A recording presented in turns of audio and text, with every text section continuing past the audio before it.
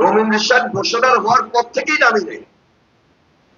17 বছর আন্দোলন সংগ্রামে যেভাবে ছিলাম, সর্বশেষ জুলাই আন্দোলনেও আমরা একই প্রক্রিয়ায় মাঝে থেকে কাজ করেছি এবং সাধারণ মানুষের সঙ্গে সম্পৃক্ত হয়ে কাজ করেছি।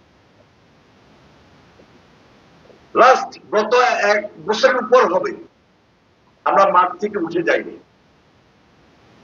আশরাফুদ্দিন নিজাম সাহেবও মাঠে আছেন, খায়ের মিয়া সাহেবও মাঠে আছেন, আমি নিজেও মাঠে আছি আপনাদের সবাইকে নিয়ে।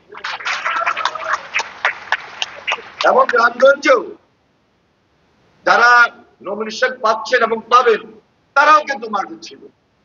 সুতরাং আমি মনে করি আমাদের লক্ষ্মীপুর আমরা সুদৃঢ় ভিত্তির উপর আছি, সুদৃঢ় ঐক্যের মধ্যে দিয়ে আমরা টার্গেটে পৌঁছার জন্য মাঠে ময়দানে আমরা সবাই মিলে একসঙ্গে কাজ করছি।